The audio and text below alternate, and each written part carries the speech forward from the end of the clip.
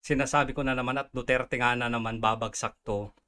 Itong problema sa shortage ng classroom. Sa Duterte na naman. Dahil nga na-booking sila, di ba? Na 22 lang yung naipatayo nila na sa buong isang taon na classroom. Yung natapos nila ha, yun lang 22. And then, sisisihin dito yung DPWH, which is tama lang naman, at mapupunta na naman sa Duterte. Tignan nyo to. Oh, to focus on fat control, DepEd blames DPWH for classroom shortage. So, okay lang yan. Sinisisi ni DepEd si DPWH for classroom shortage dahil nga sinabi na rin ni VP Sara yan noon na wala na silang control sa budget na for construction or repairs, etc. para sa mga classrooms. DPWH na yan. Bagamat pondo ng DepEd yun, wala na silang control over that budget. DPWH na yung mapupunta. Ngayon, basahin natin to, nakakatuwa. The Department of Education, DepEd, has pinned the blame of the Department of Public Works and Highways, DPWH, for the measly number of classrooms that the government has constructed for the year. Oh, simple lang yan. Again, sinisisi nila yung DPWH. The agency also reiterated it moved to top local government units. Gusto ko to. Sa sinasabi nila dito, nire-reiterate ng DepEd ngayon na local government units, non-government organizations, or private sectors to accelerate construction of more classrooms by next year. Parang sinasabi dito, ibigay na sa LGU yung burden o yung responsibilidad para magtayo ng mga classrooms. Tama nga naman. Kasi, di ba, yung mga LGU naman talaga, especially, mas maganda kung yung mga mayors, yung bibigyan mo na lang ng budget para sa mga classrooms, sila na yung magpapatayo. Kasi sila din naman yung unang-unang nakakaalam, mas malapit sa katotohanan, na mas alam yung pangangailangan ng kanilang lugar. Mas simplified pang audit dyan. Kasi Office of the Mayor lang tatargetin mo, pupunta yung national government dyan na mag-audit, asan yung pinatayo nyo, i-audit niya, and then kung may mga nakitang mga kalukuhan, yung mayor ang malilintikan. Wala nang kung ano-ano, di ba? Mayor na kagad, mas simplified. Agree ako dito. We want to change the current system. Ito na. We want to change the current system in place because since 2018, nagigets nyo na. Bakit Duterte na naman? Since 2018, kailan ba naging Pangulo si Pangulong Duterte? 2016 to 2022. Oh, ulitin natin ha. We want to change the current system in place. Gusto daw nilang palitan yung sistema na sinusunod na nila. Dahil nung 2018, panahon ni Duterte, only the DPWH has given the mandate to construct DepEd classrooms. Education Secretary Sani Angara told reporters in Malacanang on Tuesday. Sabi ko na eh. Sasabihin na naman nila yan. Diba? O diba mga ka-clear? Nung 2018 nagsimula yung malaking kalukuhan dyan. Korupsyon yan. Dahil dyan, nangyari ang matinding korupsyon sa DPWH. Kasi nung panahon ni Duterte pala, sila pala ang nagbigay sa DPWH ng mandato para magtayo o mag-construct ng mga classrooms. O diba? Si mga clear, sabi ko na eh, Duterte pa rin yan. Diba? Ito pa ang nakakatawa. Angara cited how 14,000 classrooms have been built through PPP during the term of the former Education Secretary Armin Luistro. Kita nyo na, nung bago si Duterte, marami palang napapatay yung mga classrooms para sa PPP. 14,000 mas marami ba ang napatayo nung panahon ni Noynoy sa panahon ni Pangulong Duterte ng mga classrooms? Alamin natin yan mamaya. Pero bago yan, sino ba si Armin Luistro? Kailan ba talaga naging Education Secretary? Punta tayo dito. Ito na. Tignan natin dito. Yan. 51st Secretary of Education daw siya. Okay. Kailan? June 30, 2010, June 30, 2016. Yun pa yung ginawa niyang example na maganda daw kung PPP na. Kita nyo na, mga ka-clear, bakit pinalitan yung sistema noong panahon ni Noynoy at binigay ng administrasyon ng Duterte sa DPWH, kaya nakandaloko-loko. O, mamaya titignan natin kung ilan yung napatayo na classrooms ni Pangulong Duterte compared doon sa ipinatayong mga classrooms o natapos mga classrooms nung panahon ni Noynoy. Bakit nilaktawan mo naman? Bakit ayaw mong makita yung trabaho ni VP Sara noong yung Secretary of Education pa siya, ha? Anggara, dahil dito. Ayan. VP Sara Duterte admits construction repairs of classroom not enough. The Vice President and Education Secretary Sara Duterte on Tuesday said thousands of classrooms were built and repaired last year. Itong article ay 2024. So, noong 2023, thousands of classrooms pala. Ilan ba yan? But, sabi niya, nalulungkot daw siya na mas marami pang kailangan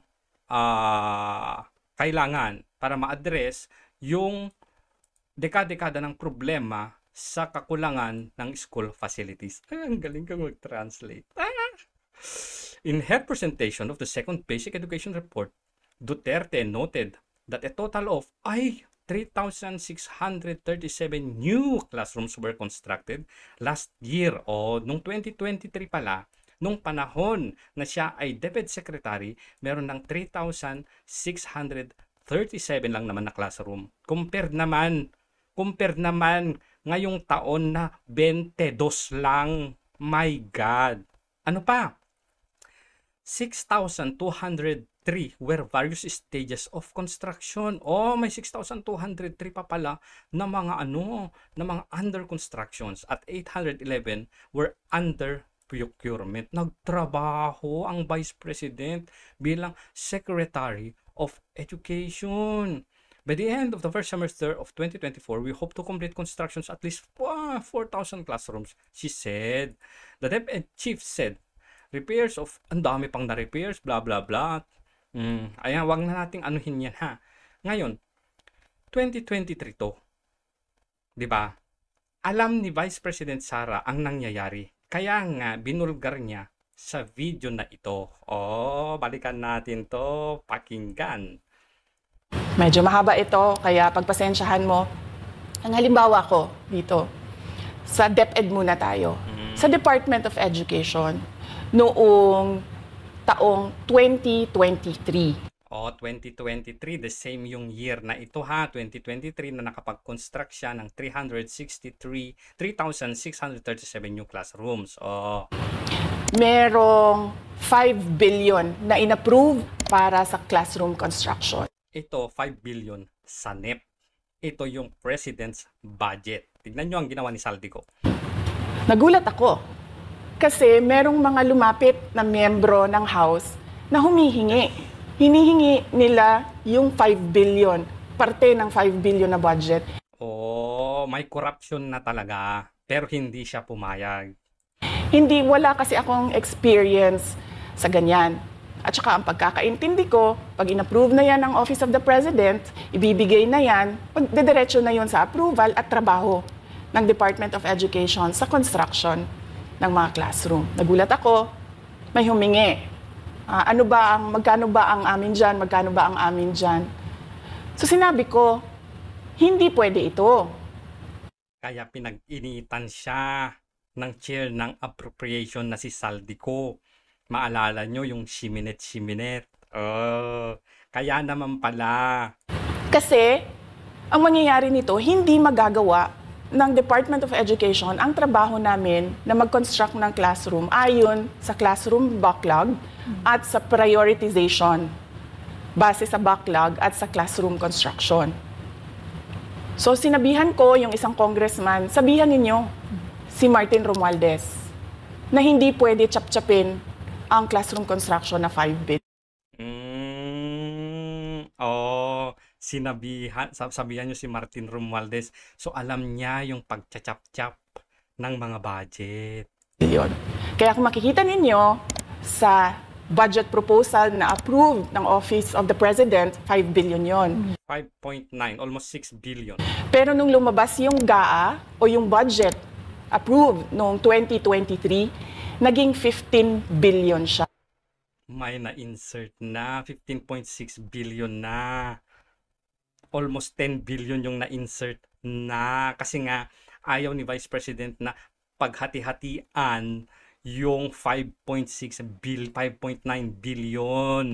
Dapat ilaan talaga yan. Huwag hati-hatiin. O, kaya pinag-initan siya. Alam niya. Tama na naman si BP. Dahil hindi nga ako pumayag na kunin yung 5 billion, dinagdagan nila ng 10 billion yung classroom construction ng Department of Education. Kita nyo na. Doon palang insertion na yun kaagad. O, ngayon puntahan natin. Magkano ba o ilan ba yung napatayo sa panahon ni Pangulong Duterte? Compared, kasi itong article na to, mula sa PCO to, wala silang may kumperan na Bongbong Marcos. Siyempre, i-compare nila doon kay Noynoy. Oh, ayan. With more funds released to the Education Department, it was able to build 151,149 new classroom compared to 2010 to 2016 period with 118,000 classrooms. O, mas maraming napatayo si Pangulong Duterte kesa kay Noynoy. It also built 12,786 technical and vocational laboratories compared to 147 constructed during the same period. O, ang layo, 12,786 technical and vocational laboratories ang napatayo ni Pangulong Duterte. Samantalang kay Noynoy, 147 lang. DepEd also repaired and rehabilitated classrooms, 103,000 compared to 35,000 for the similar period according to the Educational Secretary. So mas marami pa rin ang na-repair sa panahon ni Pangulong Duterte. Grabe, nakakahiya, Bongbong Marcos.